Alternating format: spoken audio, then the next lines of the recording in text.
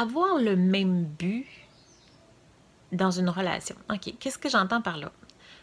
Lorsque vous séduisez quelqu'un et que vous entamez une relation avec une personne, vous aviez au préalable une intention, okay? Un but. Quelle était cette motivation, ce but qui vous porte à aller vers cette personne-là? Ça peut être tout bonnement, j'ai rencontré cette personne-là, elle m'attire sexuellement de façon incroyable, j'ai envie de vivre cette expérience. Je voudrais vivre cette expérience sexuelle-là avec cette personne-là. Donc, le but, l'intention en arrière de cette démarche, c'était de vivre l'expérience. Bon. Si pour les deux partenaires, c'est la même chose, c'est fantastique. Mais du moment qu'il y a un des deux partenaires qui ne sont pas ensemble pour la même raison, pour les mêmes intentions et pour le même but, automatiquement, ça va éventuellement nous amener à des problématiques et très probablement une rupture. Un exemple facile qu'on pourrait donner, il y en a 51, là, mais exemple, vous allez fréquenter quelqu'un, votre intention, c'est de dire « Oh, moi, cette personne-là, je l'aime beaucoup, c'est tout à fait le type qui m'intéresse, j'ai envie de bâtir quelque chose de sérieux, de m'impliquer dans une relation à long terme. » Et l'autre personne, de son côté, va penser plus « Non, moi, je suis trop jeune pour m'investir, je suis à l'âge de faire mes expériences, puis je veux rester libre des fois que la bonne personne se présenterait. » Donc, ne va pas s'attacher émotionnellement. Bon, l'intention n'est pas le même. Si vous n'avez pas la même intention, automatiquement, le couple ne peut pas fonctionner. Vous partez avec deux prises à la base. Donc, observez quel est le but, l'intention dans cette relation. Ça peut se transformer, par contre. Ça, c'est à observer aussi. Ça peut se transformer parce que des fois, on va un peu vite en affaires. Hein. L'intention de départ, c'est de dire « Ah, oh, elle m'intéresse. » on va voir où est-ce que ça va nous mener.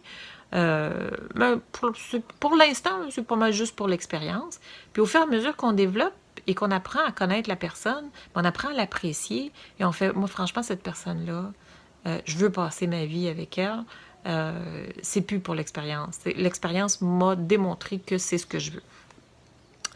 Ça, c'est correct quand ça part de soi. Donc, quand vous partez d'une intention et que votre intention change en cours de route. Si par contre, vous savez d'avance que l'autre n'a pas la même intention que vous, le même but, et que votre but, c'est de le faire changer d'idée, vous avez plus que deux prises et demie. Okay? Ça ne fonctionne jamais. La seule chose que vous voulez faire, c'est de prendre contrôle sur l'autre pour qu'il fasse ce que vous voulez. Puis ça, c'est automatiquement une mise en échec. Okay.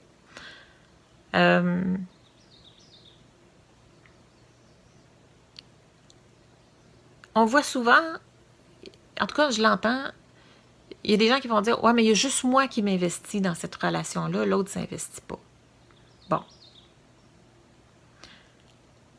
Est-ce que c'est vraiment le cas? Ou est-ce votre interprétation? Est-ce que c'est un problème de compréhension de langage, d'interprétation? Quand on veut un couple fort, il faut apprendre à verbaliser, il faut apprendre à parler, il faut apprendre à dire... J'ai l'impression que... ça se peut-tu que moi, je m'investisse beaucoup, en tout cas, j'ai l'impression que je m'investis beaucoup dans cette relation-là, mais que peut-être pour toi, c'est peut-être pas aussi important, ou peut-être que tu n'as pas le même but, ou la même intention, ou que tu es encore en observation, ou que tu n'as pas l'air sûr.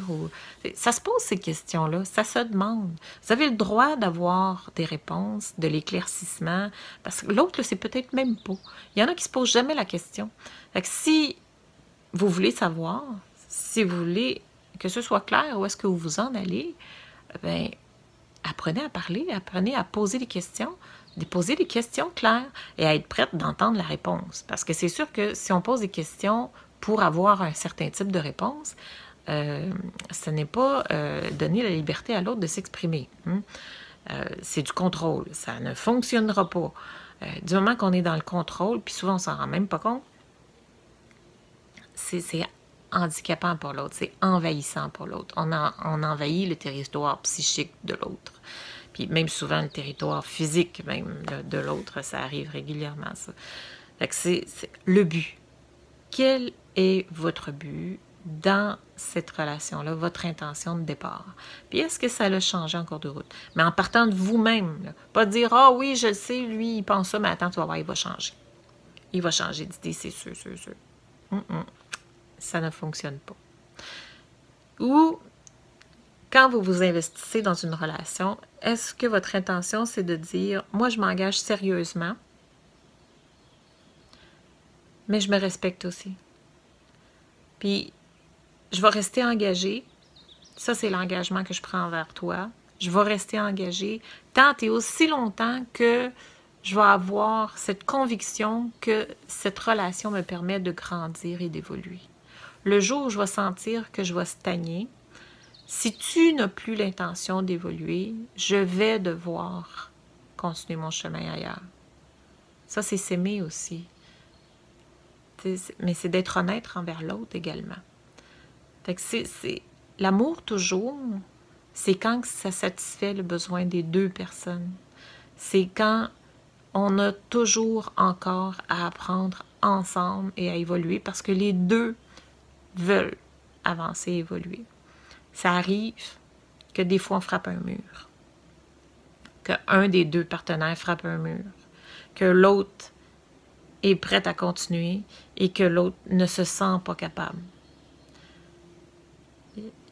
Toutes les possibilités sont là. Vous avez le choix. Vous décidez, est-ce que je laisse l'autre avancer parce que j'arrive pas à le suivre? Est-ce que je vais travailler sur moi parce que je veux continuer à suivre? Ou si l'autre va décider, je ne peux pas t'attendre, j'ai trop besoin de continuer à avancer. C'est toutes des possibilités qui sont bonnes. Il n'y a pas de bon, il n'y a pas de mauvais. C'est une question personnelle, d'amour de soi, d'amour pour l'autre aussi. Parce que l'autre qui va dire, regarde, j'ai conscience que je t'empêche d'évoluer, que je t'empêche d'avancer, que je vois que c'est important pour toi, mais moi, j'y arrive pas. Moi, je suis pas capable, mais je t'aime assez pour te laisser aller. Ça, c'est de l'amour. C'est pas du sacrifice. Ça, c'est de l'acceptation de l'autre. Ça, chapeau. Chapeau. J'espère que vous saisissez un petit peu la nuance là, que j'apporte. Sinon, il est toujours temps de me poser des questions. Ça me fait plaisir d'y répondre. Écrivez-moi un message privé.